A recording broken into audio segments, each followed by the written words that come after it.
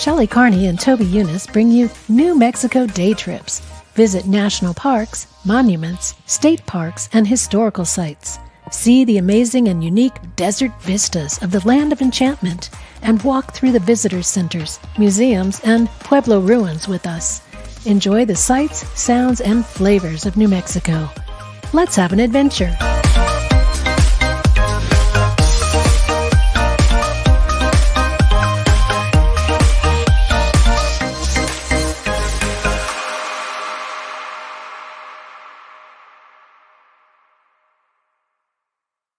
Hello, and welcome to New Mexico Day Trips. I'm your host, Shelley Carney. And I'm your other host, Toby Eunice. I think I can do that. Okay.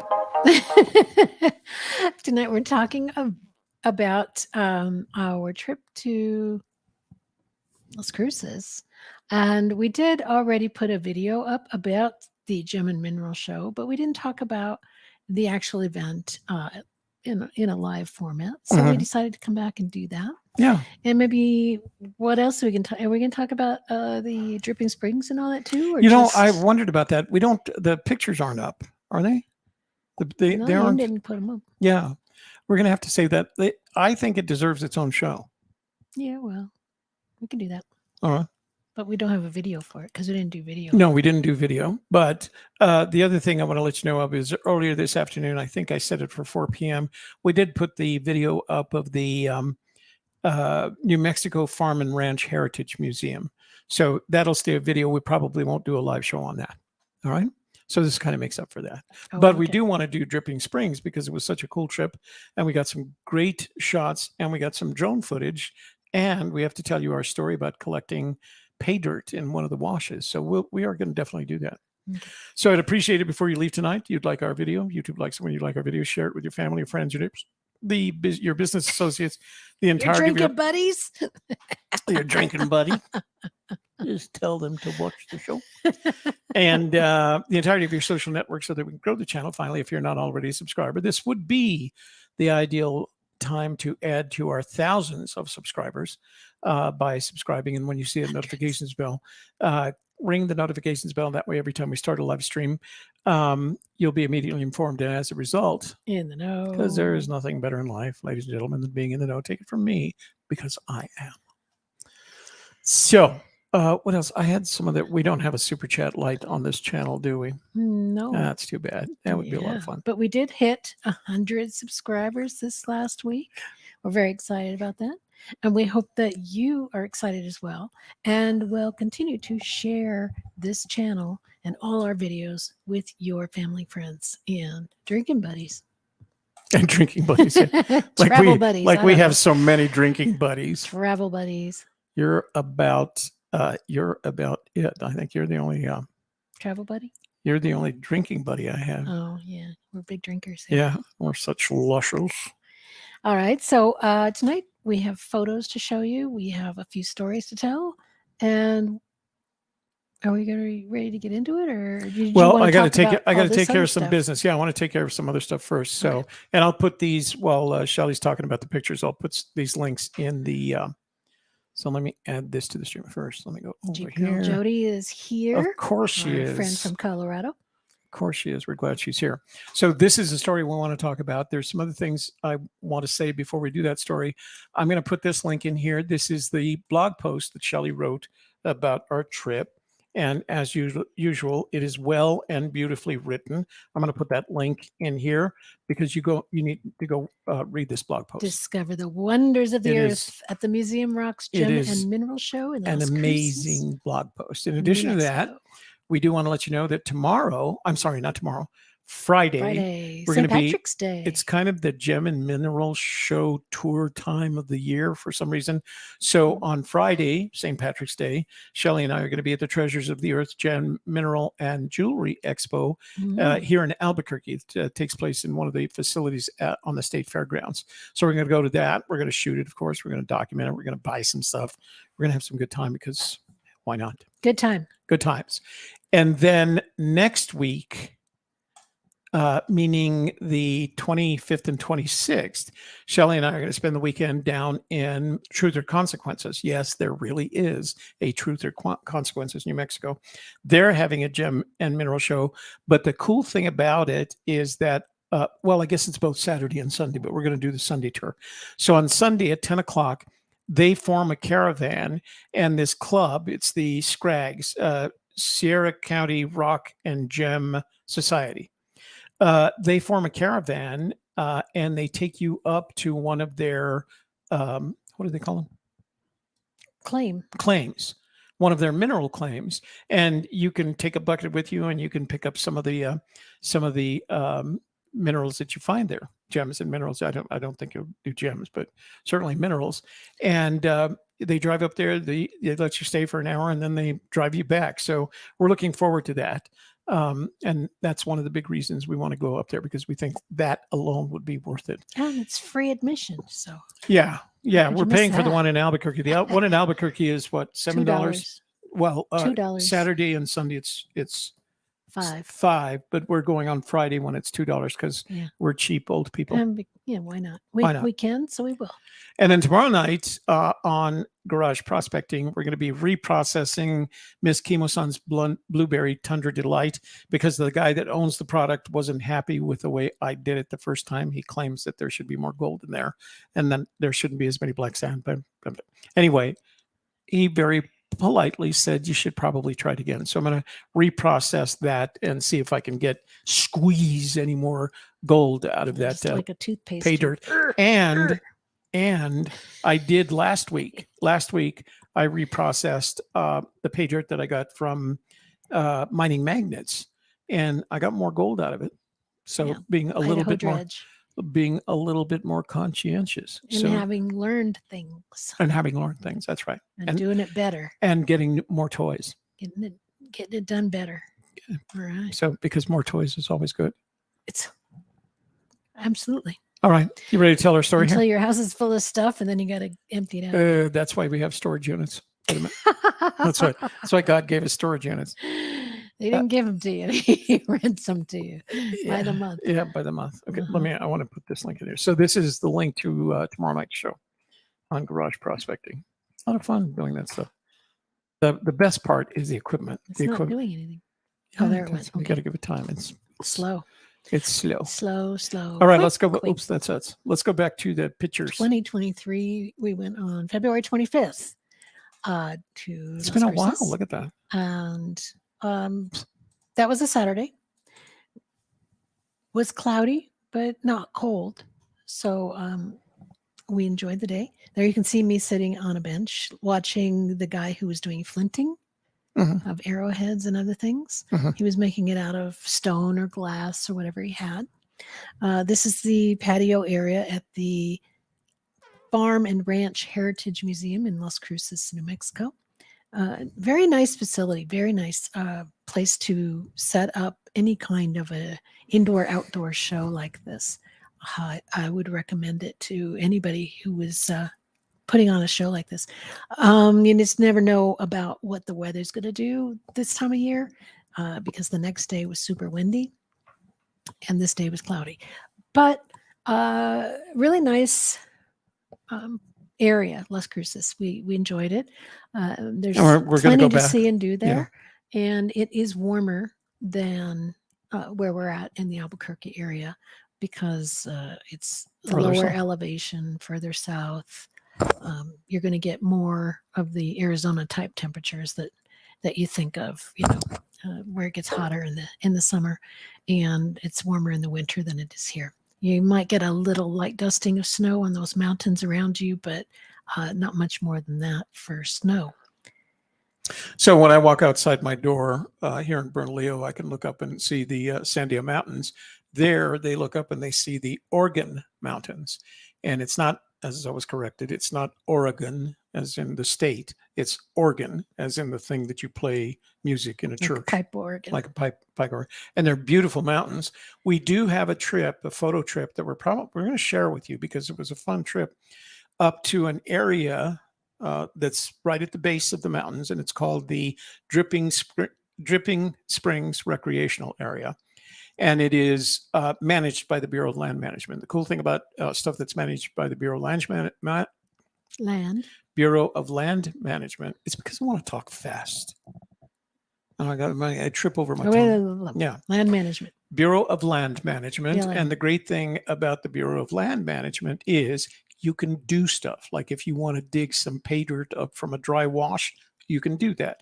If you want to fly a drone, you can do that. As a matter of fact, I was flying my drone as one of the rangers went by, and I waved at him and he waved back, and because it's BLM land and not National Park Service land. But those mountains are beautiful. They're rocky and craggy, and they have all kinds of things going on. I would say they're amongst the prettiest mountains in New Mexico. I mean, the Sandias are pretty good looking, but interesting. They've got a lot of character, a lot of texture and character. So it's kind of cool to do that. Oh, and I do want to show you as you go around the sidewalk here.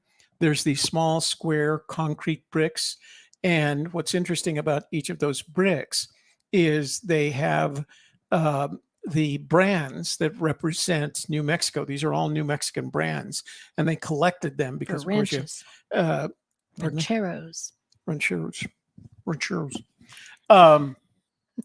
Because brands have to be registered with the state. And so they made the collection of all those, and they put them on these concrete bricks all around the area. So you can go around and study all the brands. I didn't know this until later, but inside the center, there's a room where you can pick up a piece of paper, and it has all the brands and the ranches that own those brands, because brands are unique.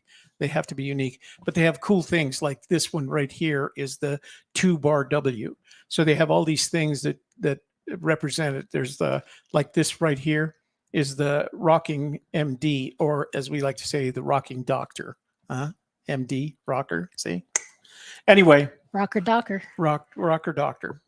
So anyway, when you do go there, make sure you walk around and see some of these brands. They have a history of their own. So when you go to a gem and mineral show, you're going to find all kinds of vendors, and each vendor has kind of a different way that they present themselves to you, depending on what they do, right? How they approach the gem and mineral collecting. And some guys deal with these small pieces, and what they do is they go to the large shows in Tucson and or Phoenix, and they buy. Tucson is the biggest gem and mineral show. Tucson is yeah. And they deal with all the retailers. They're all wholesalers there, and they deal with people like this, and they'll buy, like, here's this box of chrysocolla. Well, he didn't find that way. What he did is he bought a 50-pound block of ore chrysocolla, and then he started breaking it up. Well, that one's from Zaire. And making progressively smaller pieces. And that's the other thing too, is you find a broad variety of locations for all these products. And the advantage to that is something that you buy from Zaire is going to be sold less expensively to you than something that was acquired here in New Mexico or Arizona. Like the prices go up. Azurite malachite from Bisbee. Yeah. So and it doesn't always necessarily mean it's the prettiest. Now, the people who buy these kinds of stones will take them, they'll cut them, they'll polish them, they'll use them in jewelry, etc. And that's kind of, now you could buy one of these and you could say, I want these specimen. These stones here have been polished. These here and these here, you can see these have all been polished. They've been put through a stone polishing process. What was fun about this one is he had some Mount St. Helens glass. And you can buy that. As a matter of fact, Shelley has a ring and earrings. What do you have? I have a ring. Yeah. I know you got a ring. The green ring and the earrings. Earrings, yeah. We bought Shelley some a ring and some earrings with made with the Mount, they call it Helenite, Mount St. Helens stone. But you can see idocrase from Morocco. These come from all over the world, because sometimes it's just gold ore. Where do you see that? There. Oh yeah. So if you wanted to, you could take that gold ore, and there's a way to process it. You could put it into there's compact rock crushers, and you could put it through there, and you keep adjusting it until you get a fine powder, and all the gold in the ore has been processed out. And then you can process that gold ore just like you would any other pay dirt that you may have. So At the same time, there's going to be vendors that sell smaller specimens of more refined products, including fossils. Now, this guy, I actually bought. What did I buy from him? I don't know. I imagine we'll figure it out when we Anyway, get to the yeah. end and you show all So the pieces this you bought. guy was very organized, had some of the finer pieces, including, as you can see, these crystals back here, but he had these small specimens.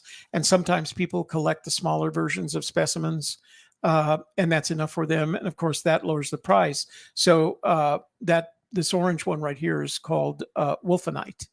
And you probably would pay anywhere from $25 to $45 for that specimen of wolfenite. But for some people who can't afford the bigger specimens, that's okay. They'll buy that as well. This was his rack. He also had this glass rack up, and the jewelry is from the vendor. That's the lady that sold Shelley her, or not sold her hat, but blinged out your hat for you. But he has larger specimens. They were very well organized, and I thought they were pretty well priced. And that's the one thing about going to a gem and mineral show. You're going to find a lot lower price there than you will at a retail outlet. I mean, I had been looking for a specimen. You'll see it later in the show, combined azurite crystals and malachite. And I went to Mama's Minerals, which is the retailer here in Albuquerque, and they had a piece about that big, and it was $250. I found a vendor here, and he had a much larger piece, much more a really elegant example of a specimen, and he asked 60. I offered him 50, and he took it. And that's the other thing that you can do at these vendor booths. You can negotiate with them. You don't always get it, but it doesn't hurt to ask. And I'm the kind of person that believes in asking. I don't have any problem asking. Yeah. So, and then you flip a coin. And then, yeah, so you probably can't see it, but Shelley's wearing the malachite. You'll see a picture of it later. Shelley, we wanted to get Shelley a malachite pendant. Well, I'll tell you when we get to the picture of it. So this is Martin. He has geodes by the ton, literally by the ton. He showed us pictures of them. He gets them from Mexico, brings them up here. He sorts them by size. So there's the baseball sized, softball size, and there was one size up, the large ones. What would you say? A little bit bigger than a softball. Okay. And you buy it by the pound. So he has that scale. You put it on the scale, and he charges you by the pound. The larger it is, the more price per pound, right?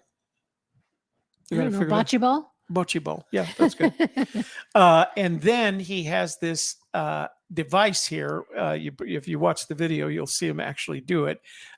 He has this device, and he puts the geode in there, and he locks it in a chain, and he presses it down, and it breaks the geode in half. He's covered it with a towel just so that the pieces don't go flying. Well, what's amazing is, and Jason said this when he saw the photo. I posted the photo of it, the one that we got to my Facebook channel, and Jason said, "I'm really surprised that it doesn't come out perfectly smooth. Actually, it's very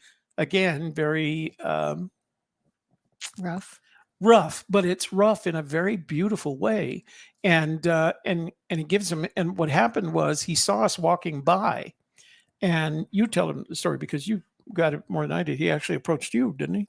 No. I mean, both of us, because he wanted to know more about our vests and where we got them. And he said he'd been looking for a vest because he needed something that had pockets, but he wanted a black one because that's his color.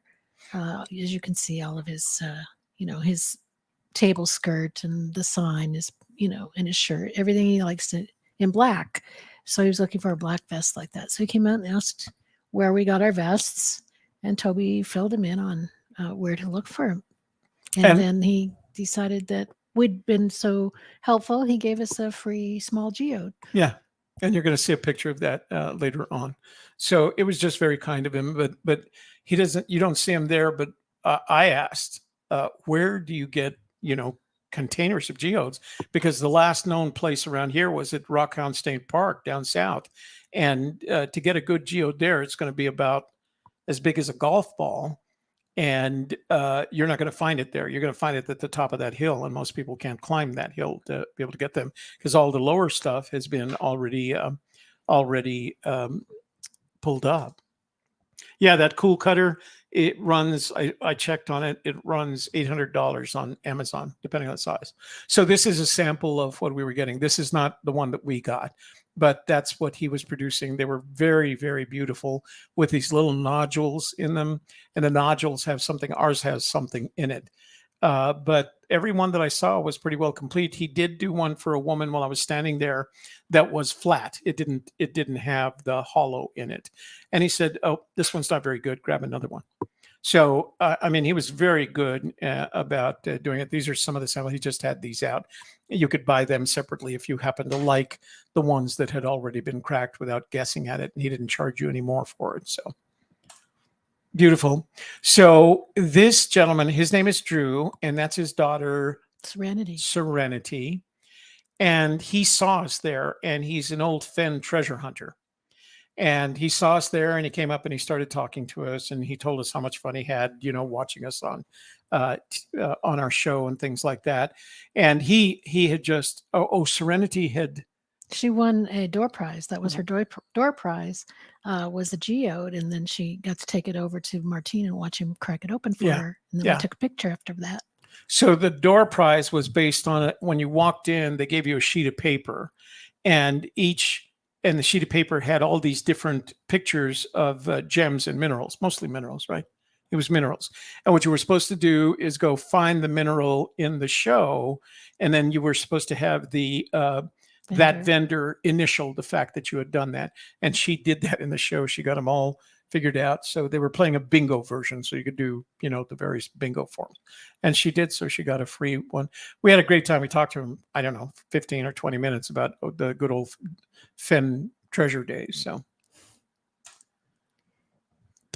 do we have some questions? I guess we should look up and see if we have some questions. I could stop and say hello to people. MJ Inzer. MJ. Hi, MJ. Yeah, we love New Mexico. It's our favorite. Jeep girl Jody, who's a rock person. MJ says, "Hi, Shelley and Toby." He really enjoys our videos. We enjoy doing our videos. Thank you. Azurite and malachite are two minerals that grow together. They do indeed, as you'll see in the piece that I'm going to show you tonight. Yeah, I've just always liked them. I liked this, especially the fact that the azurite comes in a very crystalline form, and that's what I was looking for. Cheap girl has a rock problem. Yeah, once you get into this, it's like any other kind of hobby. You start going like, what's next? I got to buy it. Shelley goes like, you're going to need a case. A cabinet. So I took a picture of the cabinet at Mama's Minerals. Jeep Girl says, lightly shake the geode to see if there are any liquids inside. If there is, then there are crystals. Let's go down to... Yeah, that cool cutter, $800 for the small one. They get bigger, but it's a great way to do it because it's, like all Americans, it's all about instant gratification. You have to break it open, and like I said, he was very good. If there was one that didn't look good in terms of geode quality, just let you pick another. High fives for Fen treasure hunters. Yeah, he was definitely one of those guys. Pirates, I like rocks. Pirate. You like rocks? Yeah. We do too. Arg. We like rocks too. So I took a number of pictures of some of the vendors and all their takes. Now, this guy specialized in fossils, but he also had what I thought was really neat. He had some of these ores with turquoise, and he had kind of carved around the turquoise. He had machined around the turquoise so the turquoise could show up, and I thought he did a great job of that. So he had a lot of pyrite over here too. He squared off that pyrite. I think this was the same picture that I showed you before. So let's see, what was this? This is the same guy. So that's the neat thing about some of these pieces is you can go and get some really fine and good looking minerals without spending a lot of money because you can buy these small specimens. You're not going to spend a lot on them. And they don't, some of the larger specimens, they charge you by the pound. These You pick a specimen and it'll have a price on it, and you know what you're paying. So it's real easy to go through. Here's some larger examples, and these are when some of the bigger ones, like this big um, uh, uh, crystal, and that's probably, I don't know what the color does, but that's going to have a price on it. That one there was $1,500, which is not unusual. And then they have these larger specimens, generally when they're out like that. And again, this was the couple that that blinged out Shelley's hat. The woman blinged out Shelley's hat. But these generally will have prices tagged to them, so you know what you're paying for. And it really depends on the specimen that you're looking for. He also had some cut. So he had some jasper that he already cut and polished. So if you wanted a polished look, you could get those as well. I can't remember. This has a funny name. I thought it was like yucca or something. No. No? I'll think of it later. Other examples. Here's some. I thought this was turquoise. It's not.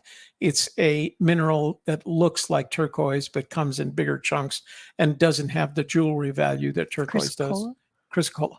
And I did buy, that's what I bought. I bought a turquoise ore. No, I got that in Socorro, didn't I? I don't know. Yeah, I got a turquoise ore in Socorro. So then there are other vendors, and what they have here, and you start kind of seeing it early on. So this is actually a fossil, and it is from a fossil bed, and it had these two fossils. There's a ammonite, and I can't remember. These are not. These are. I'll think of it in a while. But they pull up the fossil bed, right? The whole fossil bed, and then they carve around it, and they carve it into a shape, and then they polish part of it. So this is all from the same fossil bed, and it was worked and polished by an individual. And once you start doing that, those are either Mexico or Southeast Asia, because that's why they can sell it for such inexpensive prices. Right. For what it is, you end up paying a very small price for it in comparison. But they also have these larger geodes like this one, this crystal here. This is actually part of a geode. This is part of a large geode. But these are, generally speaking, either from Mexico or Southeast Asia. And they have good prices. I mean, if that's something that you want in your house, you can find one for a reasonable price in here, but it's a collector's item, right? You're gonna pay for it. Then they have things like this, where they've been hand cut and carved and turned into objects that you can actually use. So you could use these bowls, but again, those are all foreign, one way or the other, Mexican or other countries. Sometimes they'll buy the sample, the specimen from another country, and then they'll do the work in Mexico.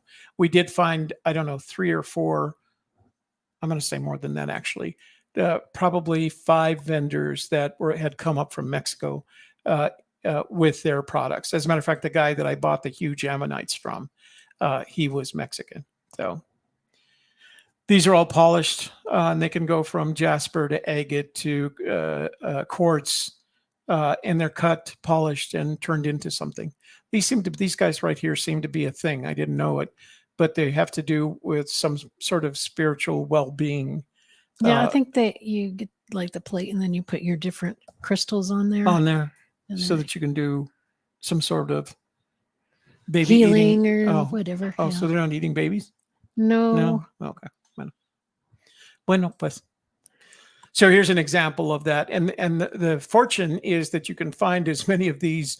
You can find these, as many of these on a bed, on a fossil bed, to be able to do that, right? These aren't manufactured in the sense that they're putting them together. They find these fossils together. And if you look real closely in here, you'll see additional fossils from the same bed. They're just filled with them. So we can get in here. You'll see they're just fossils all the way throughout the design. So I think it's very ingenious that they're able to do that. So I like collecting the occasional fossil. This guy had, and this is the guy that I bought my trilobite from. Let's see. I learned to charge my crystals. That's what it is. Remember when Shelley took hers and put them in the river when you guys went boots on the ground? I forgot where you were, but there was a water tower and a train. Yeah. Rio de los Pinos. Rio de los, oh, damn.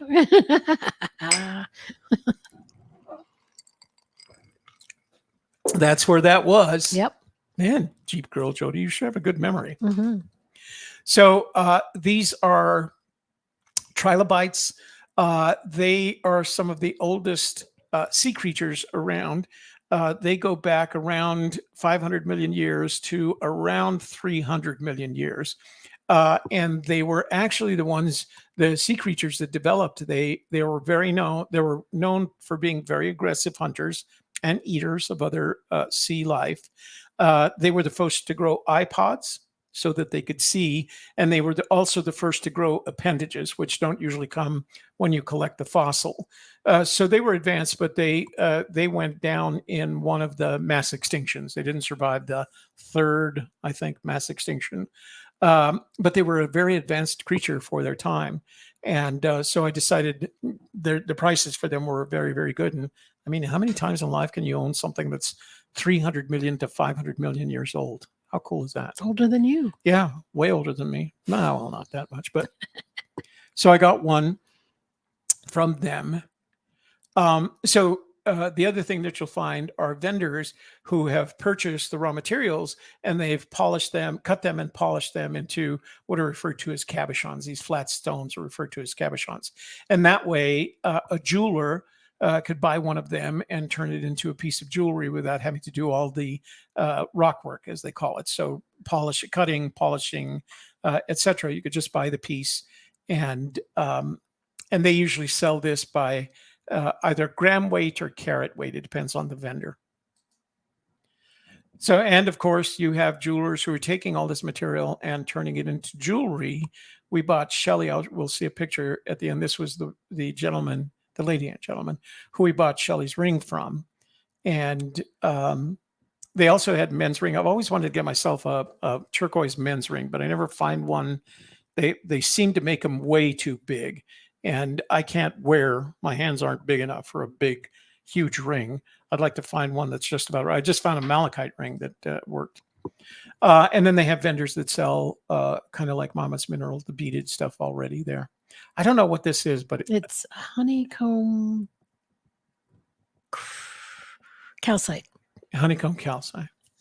And they, again, sell it in these huge chunks, and they usually sell it by weight. And then you see the finished pieces. Now, again, these aren't done. These were only like $20. So they were tree of lives done in copper, and they had different stones out on the end of them, and they were only $20. And you thought that is a lot of work for just $20. More of the honeycomb calcite, and so this is peridot. That's not a peridot stone. It is it's called captured peridot. And I don't know if you have ever heard me talk about the river of rocks that we used to see when we go up to the Rio de los Pinos. I don't know how many times that's going to come up tonight. But there's this river of rocks, and I've shown you pictures. It literally looks like a river of rocks. And I just learned that when you break those river of rocks open, they have what are called peridot bombs. And these are all those peridot. And some of them are small crystals, but occasionally you'll see this little hole right there. That's gas. This is all lava. And how it ended up as lava. It started off as lava. And then it cooled, and now right. It's and salt. Then it cooled. And because it has these little holes in here in some of the rocks, sometimes a peridot will grow in there, and it grows bigger, and that's where you get the jewelry quality peridot. But it gave me an inspiration to go back up north to see if we could crack open some of those rocks and find some peridot bombs in them. Yeah, when it warms up. Yes, I do know where to find that peridot. I know exactly where. I can show you on a map here in just a minute. So, that was it. The shadakite. That's that stuff that looks like turquoise. Mm. And it comes in the big and it's from Sonora. Those other big ones that I said look like turquoise, although it's way too bright for turquoise. It's almost a turquoise color, but way too bright. That's the shattuckite. I see. So these are kind of faux. They're based on Obsidian a weapon with malachite daggers. Yeah, they were. They're based on a weapon that was used by the Aztecs. Then, and when the Aztecs made it, it was obsidian, and this was malachite. And when I saw them, I thought, man, that is one big chunk of malachite for the price, because it was only what is it? 120. $120. And I thought, that's a pretty big chunk of malachite. So I looked at it very closely, and I realized what it was. Is it was powdered malachite, and it had been built up with epoxy. And I don't know whether they cut it from the epoxy or they just put it in forms with the epoxy. So it's malachite powder. It's not, it is real malachite, but it's not a block of malachite that was cut, but it was very beautiful. Very stylish. Okay, so you're going to see a picture of these. I have a pair of bookends that I had cut from a big piece of quartz. And I've acquired some more books, and I needed another pair of bookends, but I couldn't find them for a reasonable price. And so I thought maybe I can take a pair of these ammonites, and these ammonites are about that big. They're heavy. They're probably 10 to 12 pounds each. And so I bought a pair of them for real. I got two of them for $30. And I'm gonna make bookends from those. But I got a picture of them that I'll show you. So this guy had a lot of different fossils from a lot of different era. As you can see, there's a lot of ammonites. That's 65 million to around 250 to 300 million years ago. Then there's trilobite, 3 to 500 million years ago. So he had a lot of different era represented here. That was the blingy bling. Blingy bling. The blingity bling. Beads that I do know where to answer the vendor added to my hat overnight. I had to leave my hat with her on Saturday, and we had to come back on Sunday to pick it up. We came back, and Shelley saw because the hats. She sold hats right. that already had the beading on them. Right. But I like this hat because it's got the Roadrunner on it, and on the back it says Bosque del Apache. Bosque del Apache. So it has meaning, and and it's kind of our logo hat that we wear. But I wanted mine to be more feminine and to stand apart from Toby's, other than just having the brim all wrenched down into a little tiny whatever you do with it. I wanted mine to be different. I put a rubber band on it and she said she would match the colors of the Roadrunner with the beads, and she did. She did a great job. We went back the next day, and I wanted to do something special for her. So I think she said it was going to be $15. $15, yeah. And I went back and I tried to give her 25. I said, take 25. And she said, I'll tell you what. She looked at me like I was crazy, first of all. And she said, I'll tell you what, I'll split it with you. Let's do 20. And I said, fine. That was good. Because I really appreciate people going the extra mile. And she went back to wherever she was staying that night, looked through her box of beads. It probably took her, I don't know, 15, 20 minutes, maybe a half hour at the most. But she did it. And she did it, for Shelley, who I care a lot about. And I want Shelley to be happy with whatever she has. And I was very pleased that she took care of it for us. So this is my half of the geode that we got. And you can see, as rough it is, it's not polished around the edge. It's just cracked, but it looks really, I like that feature. Then it has some of the lighter crystals, and as it goes deeper, the crystals get progressively darker. But what's really cool is both my half and Shelley's half have this little crystal nodule right here. And if you look at it you can't look at it with a microscope. It's way too much. But I looked at it through an eyepiece, and there's something in there. It's gold colored. I don't imagine that it's gold necessarily, but there's something gold colored in kind there. Like citrine. Pardon me? Like citrine? It could be. I mean, it could be anything. This is kind of quartz-ish. You would have to break it off and break it, and or cut it. And I'm, of course, not going to do that. But it's cool that these little nodules were formed as a result of some other chemical reaction that occurred. And it could be another form of quartz, including citrine. But it was cool that Shelley had a couple in her half, and I had this one in my half. So we were real pleased with that. But beautiful and free. That's even better. Even more beautiful. he gave it to us, just because we told him where to buy And a he vest. picked it out, and I didn't have to. So I appreciate that too. Yeah. Because he's the expert on what's going to. So here's the fossil trilobite, and I used a very shallow depth of field. I can tell now, I didn't see it before. But again, this creature goes back to 300 to 500 million years ago, and was around for 200 million years before being eradicated by one of the mass extinctions. So he had, put that in context. You and I have been around for what? At the longest, 2 million years. This guy, 2 million years old. Million. You said two. We've been around for 2 million. You and I. You and I have been around for 2 million years.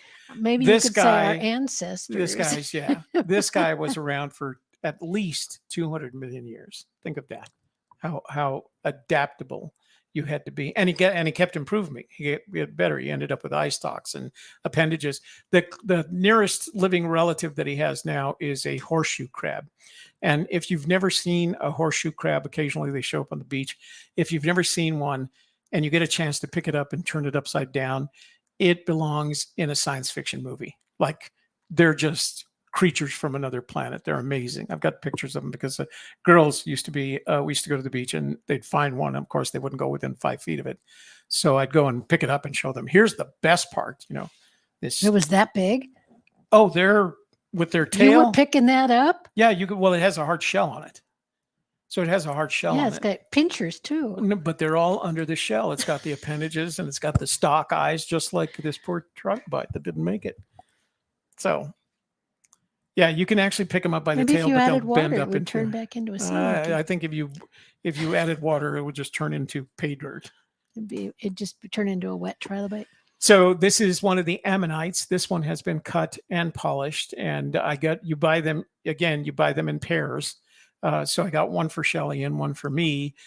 This is the one that's from 65 to 250 million years old, because it was eradicated with the same asteroid that hit the Earth and killed off the dinosaurs. What do you call that shape?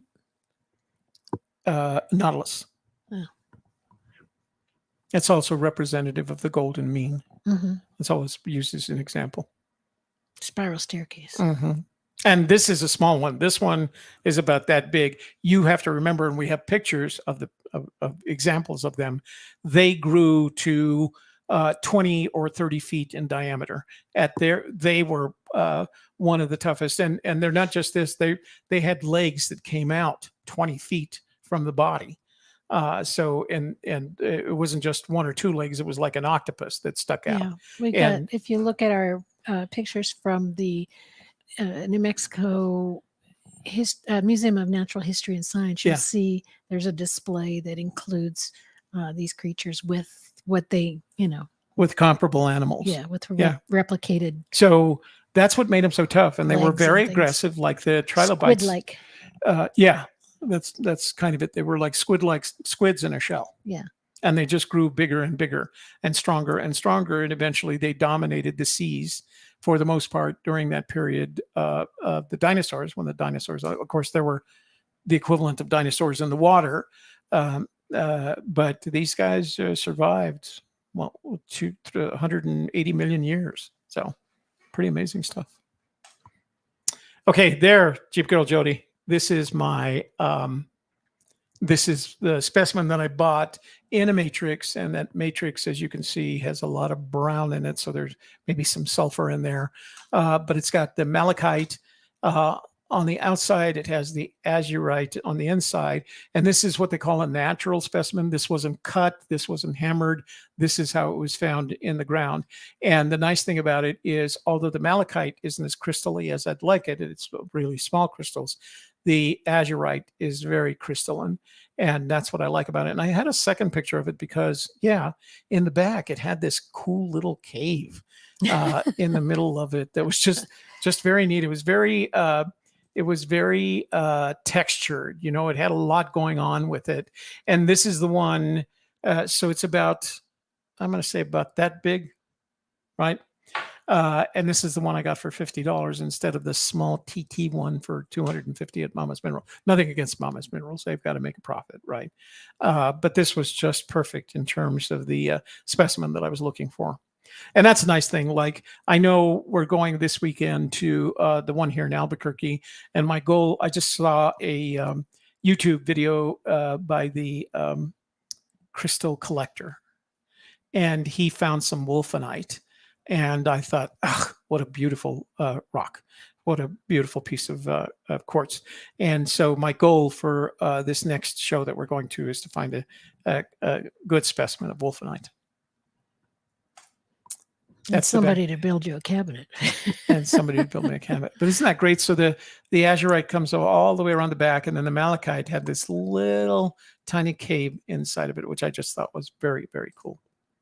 This is the ring that we bought for Shelley. I still haven't figured out what the purple stuff is. I thought at first, before I had seen it in light, when I was taking pictures, I thought it was obsidian, but it's got that purplish color to it. And then it's got coral and turquoise. That's turquoise here. And then these small slivers. I thought they were abalone, but he said they were opal. So I'm going to take his word for it in the handmade ring. And he made these. This was made by the gentleman that we bought it from. So I really like that. I like that long style. And Shelley has long fingers for her size.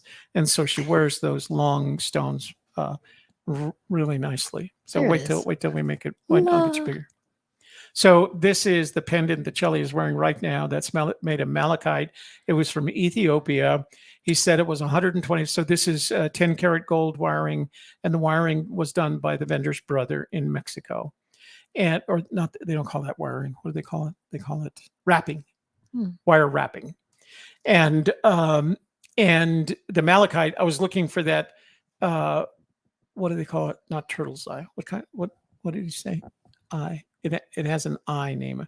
And that's what you're looking for with malachite. You're looking for the little eyeball things, right? That's what gives it the malachite character. And it's a cabochon. It's curved on top, flat on the bottom. And they don't polish the back. They leave the back alone. It's just natural on the back. Well, when we go back to full size, you can show them.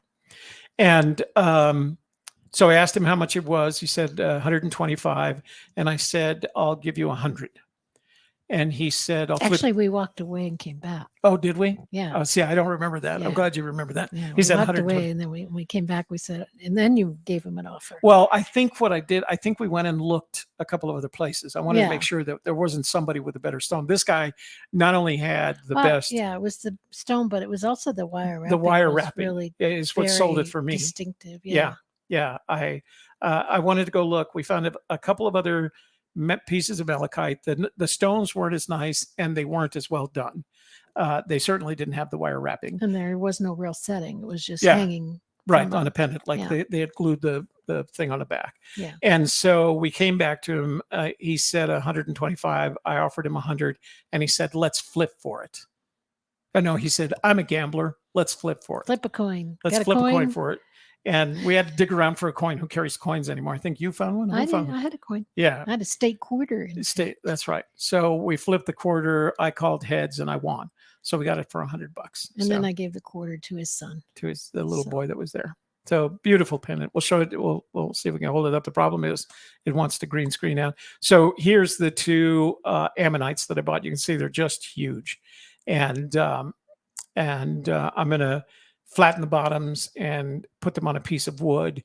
And then I'm going to use those for bookends. I bought the two of them. You can see them in comparison to that eye loop. Okay. That's it. I think that's it. So we have any more questions? Yeah, let's see. Or answers? Let's see.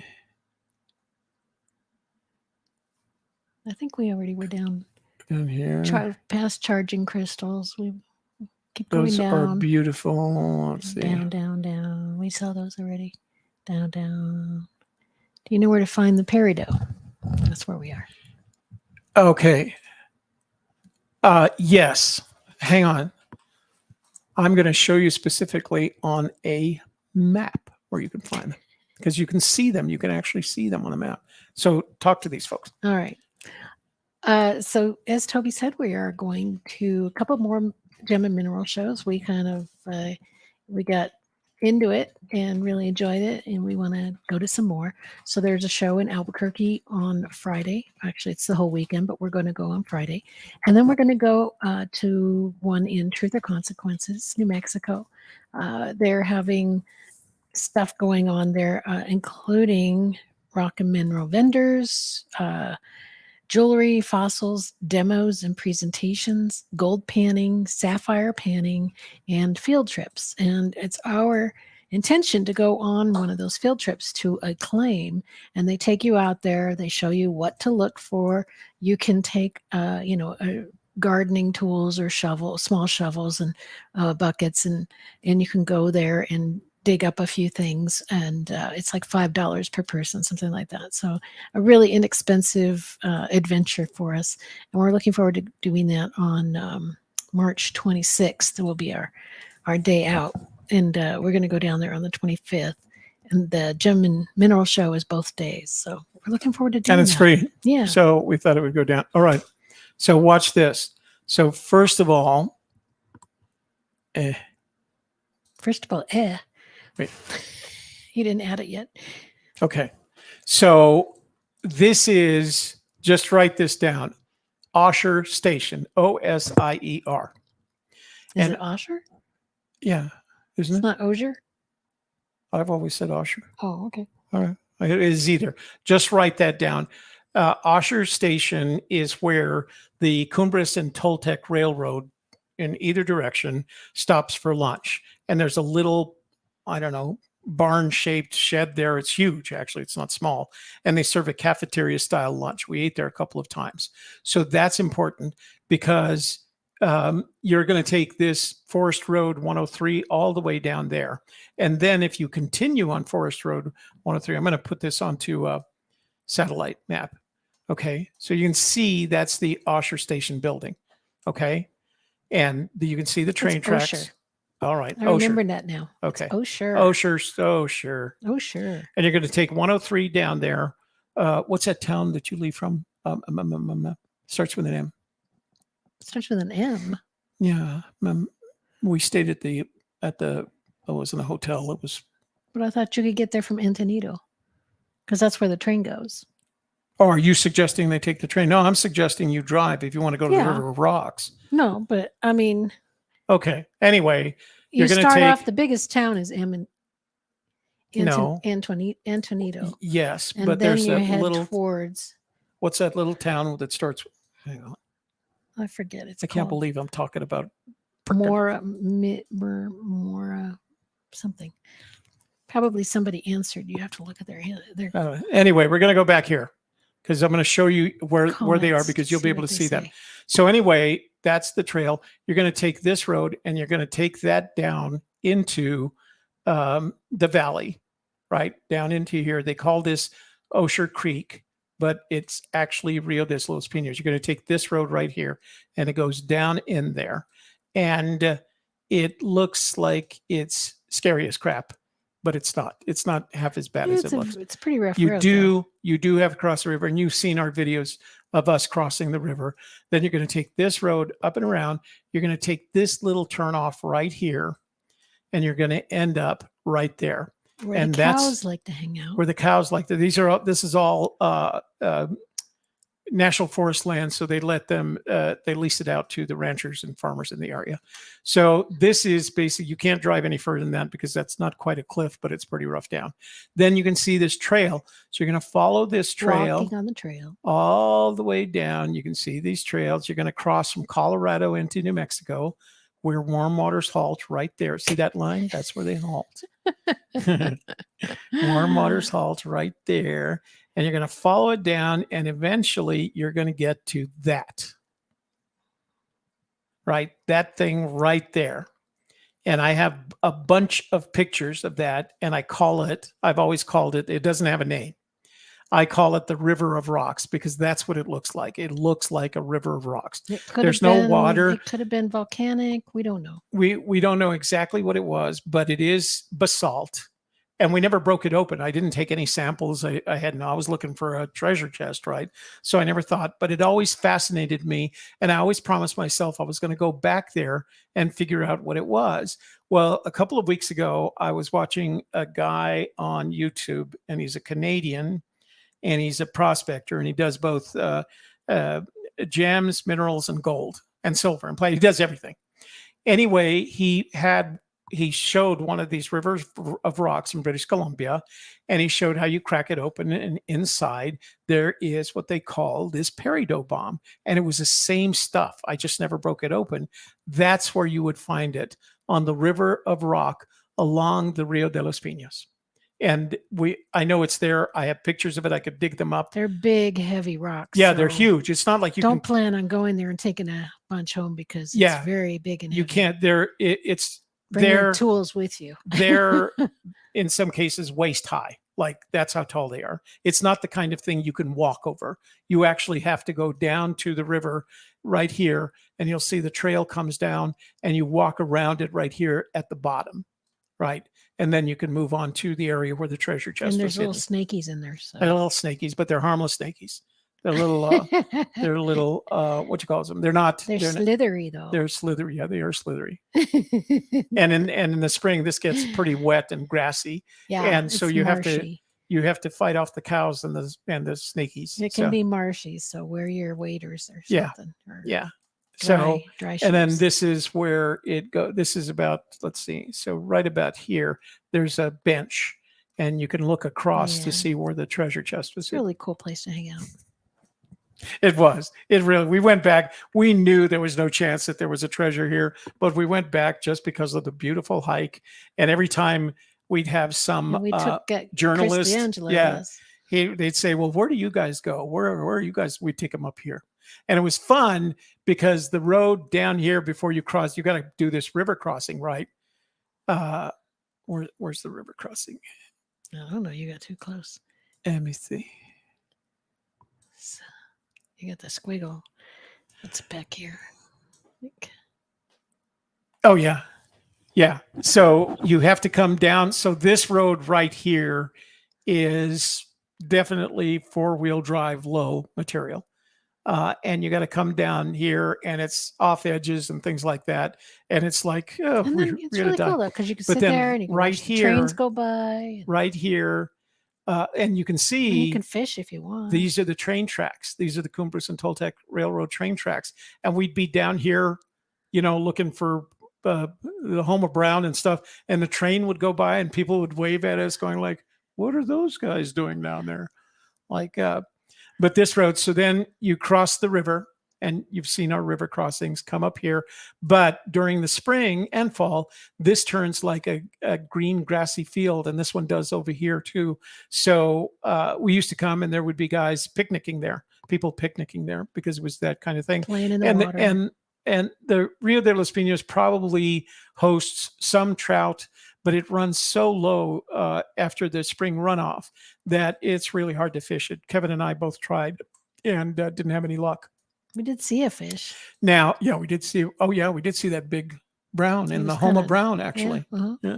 We're going to start a whole thing. So this is another one. So one time we saw some hunters coming down the other side of the mountain. So this is that turnoff that I told you to get off that road. And this is where the fishermen park. This is anybody who's going to fish the Rio de los Pinos come here. But we saw a guy coming down this road, and I stopped him and asked him, because that road leads right back to. You didn't stop him. You asked that other guy that drove us around in the Polaris about that road. Is he the one that said it'll change your car? Oh, okay. So, okay. All right. Yeah, there was a guy that gave us a ride in a Polaris one of the first times we went up there. And I asked him, that road leads back, because I'd seen it on the maps. That road leads back to New Mexico, doesn't it? He says, yeah. And he said, but you don't want to do that. And I said, why not? He said, it will change your car. Like, it was so bad. Going over the top of the mountain on that thing is going to make your car drive differently. It was going to get so beat up. So we never went back that way. This was okay. I mean, I make it sound bad, but it wasn't. It's any four-wheel drive vehicle. Place to hang out. Yeah. I mean, we saw people down there to see in sedans, basically. So crossing the river and things like So that. you got some new comments. Let's see what they say. Okay. I'm a big fan of peridot as well. I have several. I still have a couple of peridot cut pieces that I'm saving for my granddaughters. Jeep Girl Jody says, "We'll come with you." Yeah, that'll be fun. Galena, there's some there. Cool Roadrunner. Oh, cool Roadrunner hat. Let's see. What's that thing? Oh man. I thought it said not many millennials grow together. Oh no, like, minerals. what? Yeah. Great finds. Yeah, we thought so. I remember this. Nomadic Madman says, "I remember the solution." Yeah. How could you not? It's all we talked about for a year. Right. That's right. Pirate quality shovel with a pick. We were told that on this, what did they call it? Where they were going up with the club, the Sierra County, that little thing that we're doing on 10 o'clock on Sunday. Yeah. They said field trip. They said we can take shovels and buckets, but no digging is allowed. It all has to be surface. No, recovery. they said, well, you could dig a little bit with like a garden hoe, right, know, with a garden shovel. Yeah. Little. So we have all that gear. We just haven't had a reason to use it. They just don't want you thinking you're going to be there all day digging. I have one word. Yeah, you'd be fine there with your Jeep Girl Jody. But yeah, just look. Like I said, you can find it on the map. You just scroll out and you can actually see it. It's a big enough. It's right there. The River of Rock. It's a really cool place. Got a lot going on. And I got pictures of it. I think I flew a drone. I think I got some drone video of it because I wanted to take it to a geologist and ask them what the hell is going on here. Now, there's one other, let me see, right here. See this area here? That's similar to it, but this was actually part of them digging up the area associated with the train tracks. So because I asked the same question, the River of Rock is very different. There's no, if you look at it, there's nothing up there because it goes straight into the trees and then up the side of the mountain. There's nothing up there. Like you can see it goes up to around right there. There's no reason for it. There's no digging up there. It wasn't road construction. It wasn't anything. It was just, and it was been an earthquake and it just came out. Yeah. But it's the same. Up. It's that same basalt that if you crack open, and my only regret is that I didn't know it at the time. You crack open and you're likely to find some of those peridot bombs. So well, head up there again sometime soon, and when it's warm. All right. Tonito. Her family, that's Jeep Girl Jody, she says her family's from Tonito. They worked on the Denver and Toltec. Yeah. Toltec.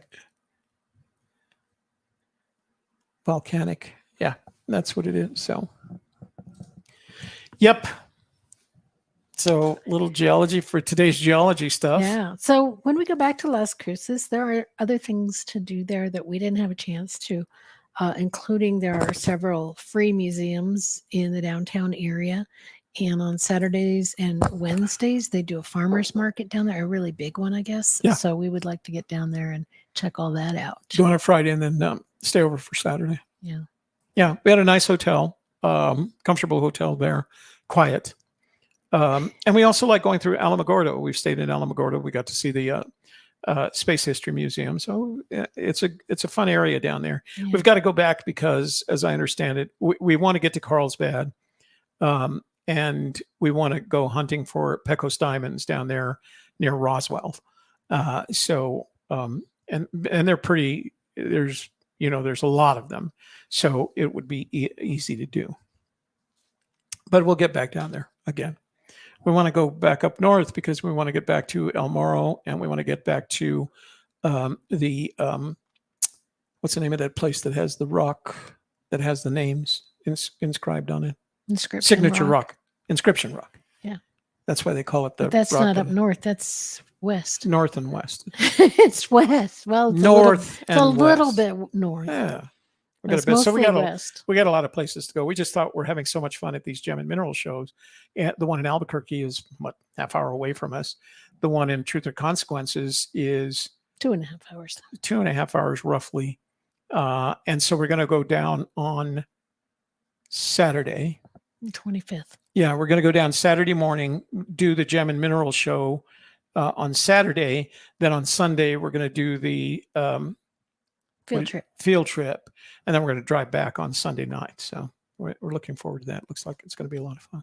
Yeah, I think we'll learn a lot. Yeah, that's kind of how I feel about it. Presentations. Yeah. Yeah. Demonstrations. And I'm hoping, so we didn't find any gold guys. And it's their first one. Yeah. So they'll probably go out of the way to make it really good. Yeah. So join us tomorrow night for garage prospecting. We're going to be going through reprocessing some of that Blueberry Tundra Delight just to see if we can find any more gold from it. I think we got close to a gram. I think 7/10 or 8/10 of a gram. So I'd like to get he says there's a whole gram in there. And so I'd like to make sure we get that. So I didn't know they said that. I didn't know they said that. Yeah. Yeah. So I also noticed that Coulter's price on his own pay dirt has gone up because he had such a demand. Once we did the show, he said he sold out the next day, all with Garage or Veteran as coupons. Wow. So very good. I think that's why he's being so generous with some of this equipment. So yeah, join us for garage prospecting at 7:00 tomorrow. We're going to be talking about gold, and we got pictures. And if you haven't, go check out the garage prospecting shorts. There's a lot of cool shorts there that I'm having fun making. All right.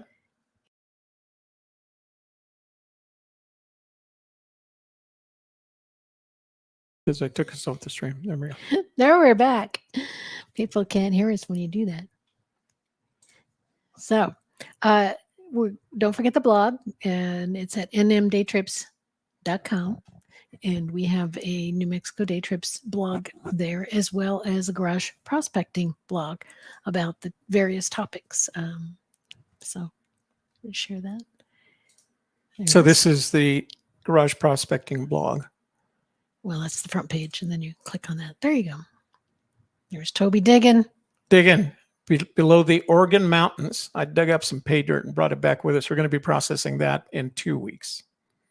So we got all kinds of way to process pay dirt. Lots of fun. Lots of fun. Yeah. So we'll see you tomorrow and again next week. Take down the banner. All right. That's it for us. Say nice things. Say nice things. Okay. Well, we had fun. We hope you did too. If you have any questions about gem and mineral shows, send them to us, and we'll take the questions to the gem and mineral shows and ask them. Well, and if you have any specimens that you've been looking for, let us know. We'll keep an eye out for it. That's right. So I still would like to find a good specimen of smithsonite, but I've come to the conclusion that any specimen I find here in New Mexico is going to be so far out of my price range, I won't be able to afford it. But we'll just go to the museum and touch the one that's there. The one at the museum, there's a huge, 400-pound specimen there that you can put your hands on if you need to get fulfillment from your smithsonite. Get your fix of Smiths. Yeah, get your smithsonite fix. All right, guys, thanks for joining us tonight. We really appreciate it, and we look forward to seeing you tomorrow night and next week again. We love you.